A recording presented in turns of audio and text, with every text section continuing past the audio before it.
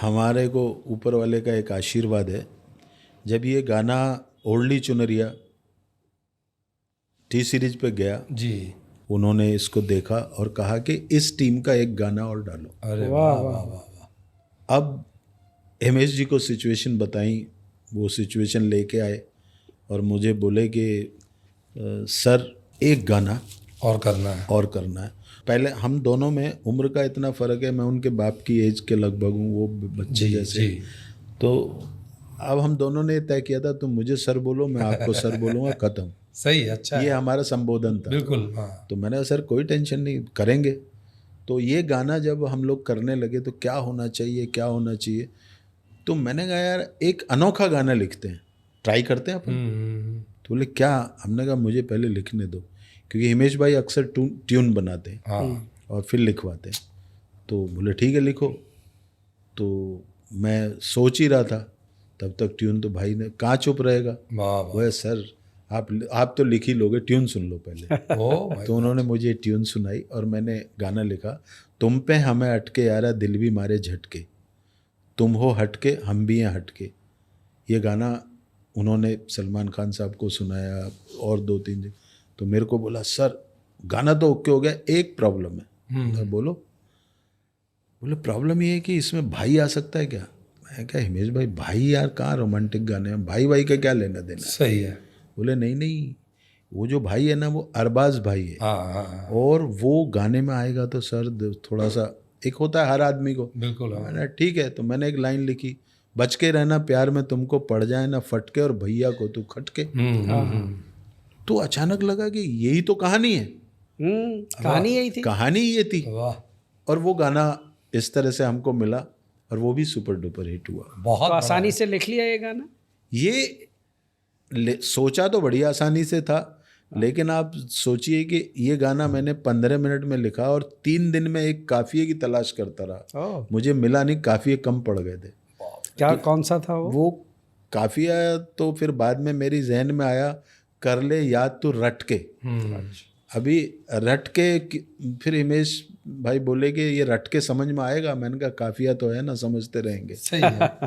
और हुआ वही जो हुआ वही, तबाही मचाएगा गाना super duper hit. Super hit. तो सर इस तरह से आप सुधाकर शर्मा से दी सुधाकर शर्मा बन गए, स्टार गीतकार बन गए। बिल्कुल, क्योंकि खूबसूरत गाने आपने लिखे। सर मैं ये जानना चाह रहा था कि जो नए लड़के आने वाले हैं, नए गीतकार, तो इसके लिए कोई खास योग्यता होनी चाहिए, कोई टेक्निक है, या कहाँ से इंस्पायर हो, कैसे? अशोक भाई टेक्निक हर चीज़ की होती है जी। जब तक कोई टेक्निक आपको नहीं आएगी जी, आप उस विधा को नहीं कर पाएंगे जी। लेकिन उस टेक्निक के साथ साथ उसको इस्तेमाल करने का अपना अपना तरीका होता है। टेक्निक तो एक ही है सबकी जी, लेकिन आप इस्तेमाल कैसे करते हैं। जब मैं गाना लिखता हूँ जी, तो मैं ये सोचता हूँ, मैंने इतने सब जैसे शैलेंद्र जी, हसरत साहब, शकील साहब, साहिर साहब, भरत व्यास जी, पंडित बख्शी साहब, अलग अलग लोग जो है ना क्या क्या उन सिचुएशनों पे लिख चुके। वाह।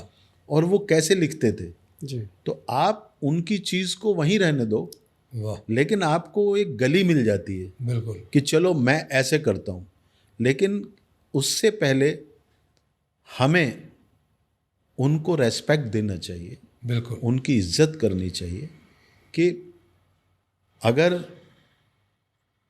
हम उनको रेस्पेक्ट ही नहीं देते, जी, हम कहते नहीं ये तो पुरानी हो गई, पुरानी में से ही नई निकलती है। बात है। कोई बड़ी बात नहीं है। मैंने इतनी चुनरियाँ लिखी हैं, वो कोई चुनरिया मैं नई नहीं लाया, उससे पहले भी कितनी चुनरियाँ लिखी जा चुकी जी। लेकिन चलो मैंने लिखा। अब इसकी जो खास टेक्निक आप बात करते हो जी। मुझे हजरत साहब ने जो बताया वो ये है, जिसको मैं भी अब मानता हूँ, कि गाने की एक कहानी होनी चाहिए। बिल्कुल कि गाने में मैं क्या कहना चाहता हूँ। अगर मैं कहता हूँ सर की जो सर से धीरे धीरे तेरी चुनरिया दिल ले गई, अगली लाइन क्या होगी, जब लड़की की चुनरिया सरकेगी जी, तो पहला ऑर्नामेंट बिंदिया चमकेगा। वाह वाह। तो तेरी ये बिंदिया दिल ले गई, वाह वाह। तो मेरा कंप्लीट होगा ना। Yes, yes. अब मैं उसकी जगह तेरी पायल दिल ले गई कैसे, नहीं। चुनरिया सरकाई थी, हाँ। अचानक तुम पायल पे कैसे आ गए। और कह मैं ये भी सकता हूँ तेरी पायल दिल ले गई, उसमें तो कोई बड़ी बात नहीं है जी। तो तरतीब से जब हम नीचे उतरते हैं, क्या बात है, तो हमारा वो गाना बहुत कुछ होता है।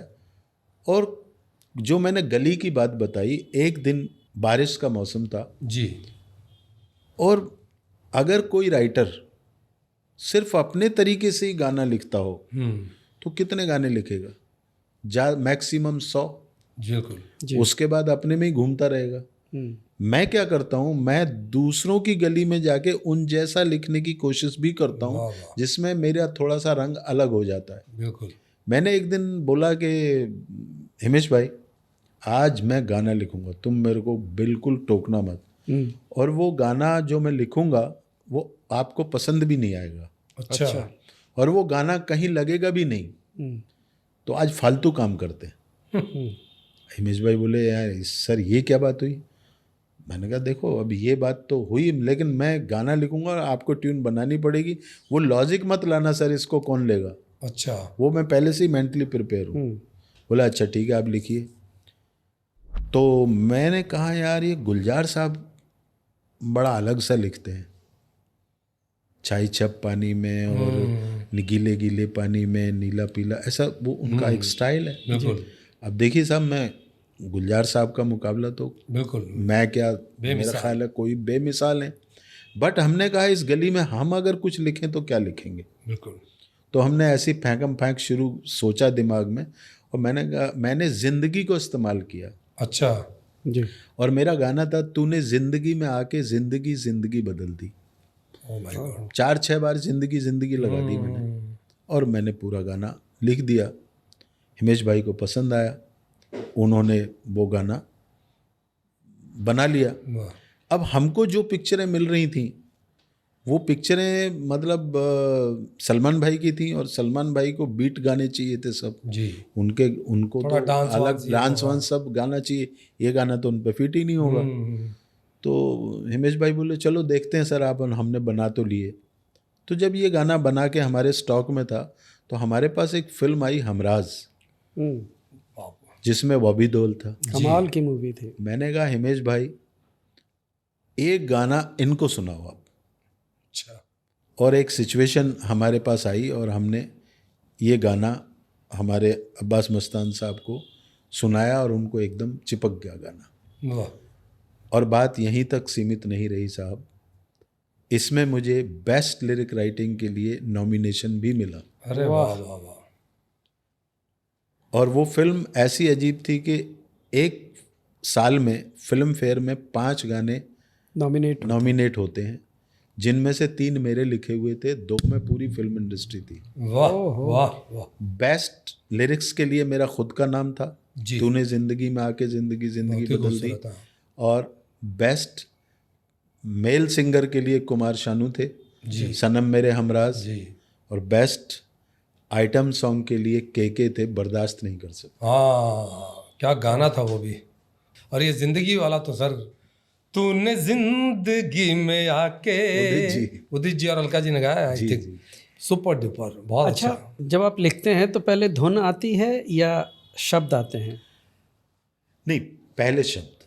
अच्छा। और क्या होता है, जब शब्द, मैं पहले शब्द तय करता हूँ कि मैं लिखूंगा क्या और कौन से शब्दों का इस्तेमाल करूंगा। बिल्कुल। और वो फिर मुझे ये देखना होता है कि इस्तेमाल कैसे होंगे, उस सोचने में मुझे थोड़ा टाइम लगता है। लेकिन जब मैं सोच लेता हूँ तो गाना ज़्यादा से ज़्यादा 15-20 मिनट लगते हैं। वाह वाह, कमाल है। और ये कितनी बड़ी बात है भैया कि आपकी सोची हुई चीज़, वो शब्द, उस पर फिल्म बनती है, उसमें हीरो हीरोइन सबको फिट करता है डायरेक्टर इस गाने के सिचुएशन में। ये बड़ी बात है, ये शब्दों की ताकत है, जो आपके कलम की ताकत है। कमाल है। सुधाकर जी, क्या कभी ऐसा हुआ है कि आपको कोई गाना बहुत अच्छा लगा हो जो आपने लिख दिया हो, और सिंगर भी डिसाइड हो कि ये सिंगर गाना चाहिए, लेकिन कोई दूसरा सिंगर गा दे, कभी ऐसा हुआ है? हाँ, हुआ है। और जो नहीं होना चाहिए था लेकिन हो गया। अच्छा। एक फिल्म बन रही थी चोट। जी जी। और उस चोट में एक गाना था जो हम जगजीत जी से गवाना चाहते थे। राजू सिंह का म्यूज़िक था जी। तो हमको लगा कि अगर जगजीत जी ये गाना गाएंगे तो मैंने बोला राजू अपनी लाइफ बन जाएगी। राजू की तो बनी हुई थी, मैं बोला मेरा ही सब चल रहा था। तो बोला सर गाएंगे, उसमें क्या बात है। तो जब हमने उनको अप्रोच किया तो उन्होंने कहा कि यार मैं तो अपने ही शायरों की चीज़ें गाता हूँ। जी। मुझे बहुत धक्का लगा कि भाई अभी मैं तो शायर वायर तो वैसे हूँ भी नहीं, मैं तो मामूली सा गीतकार हूँ।